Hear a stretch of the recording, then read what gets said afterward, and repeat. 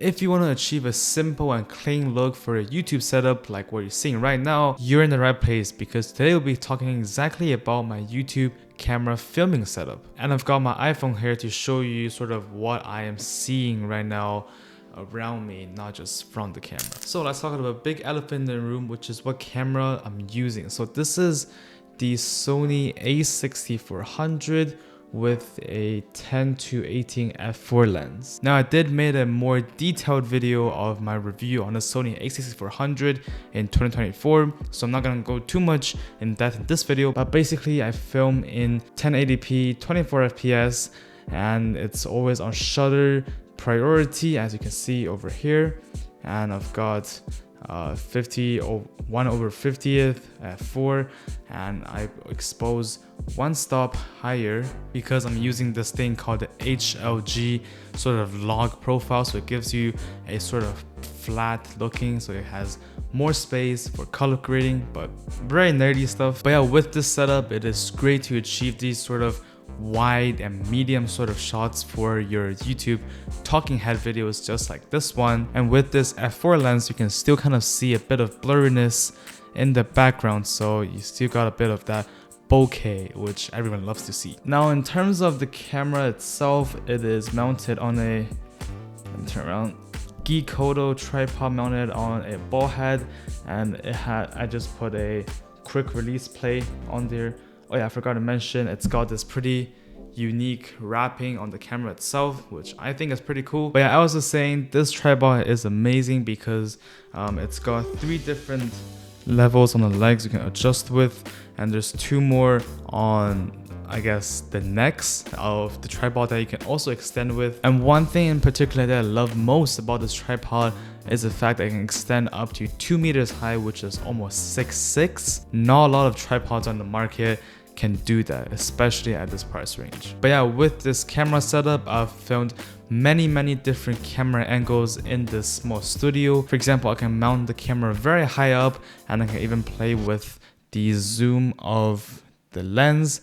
You see, you can go very wide, or just go very, medium sort of talking head focal range. But yeah, that's my camera setup. Now moving on, let's talk about the audio setup. Now I've said it before in my last video, but I'll say again, which is that audio is literally 50% of your video. So it's also important that you have a good audio while having good visuals. Now for this particular talking head shot right now, I am using this mic from Fifine, and it is great because I can bring it very close to my mouth, and I have this mounted on an IXTECH boom arm, so I can move it very freely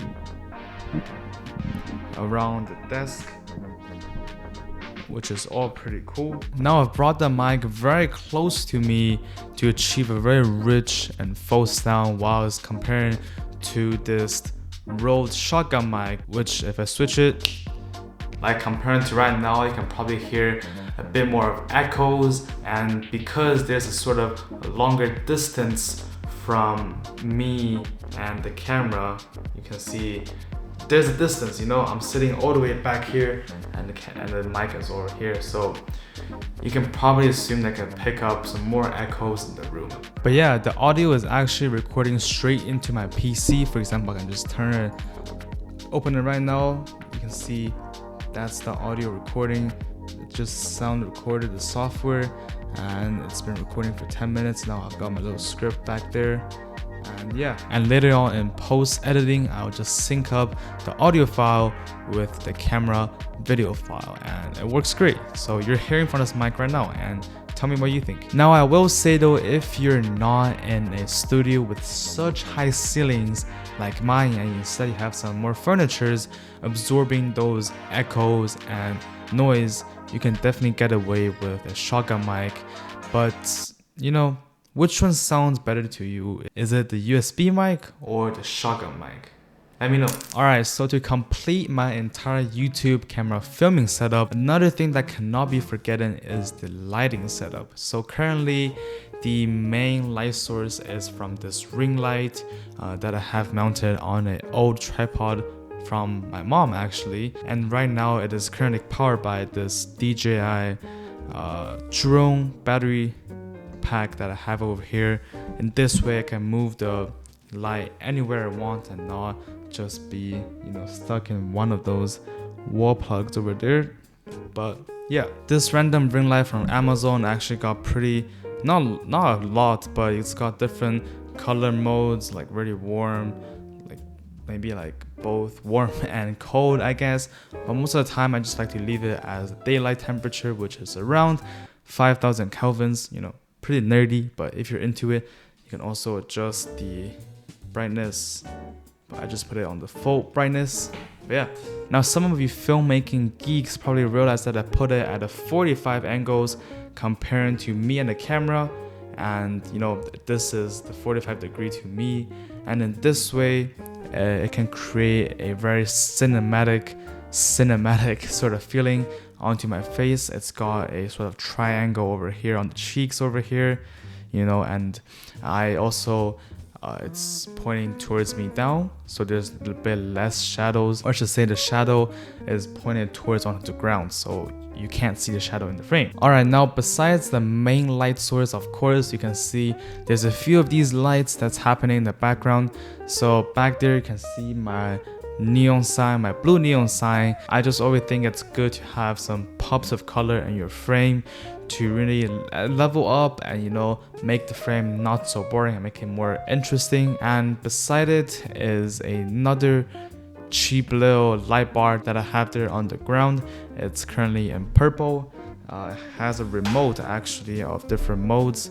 For example, if I change it to, let's say, red, turn red, and you can see got all the colors over here. Maybe we can make it green. Looks a bit spooky. Looks like I'm in a Monster commercial. Wait, what does this actually look good though? I don't know.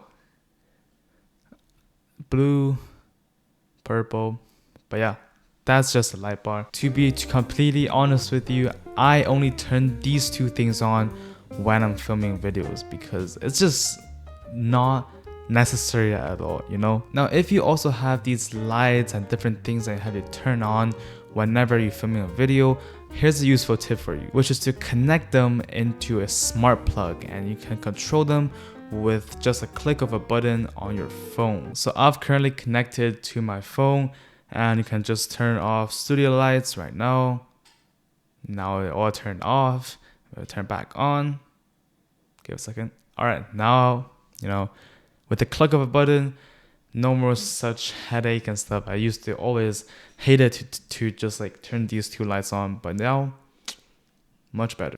They always say there's more solutions to problems. But yeah, that's sort of sum up my humble little YouTube camera filming setup. Now I thought I would tell you that I did make dedicated videos for each area, so you can find all of those videos in my channel, so make sure to check those out if you're interested. And of course, I did leave links down in the description, and if you want to check it out, use my links down below. But yeah, if you found this video helpful, make sure to leave a like and drop a sub, and hopefully I'll see you in the next one. Goodbye.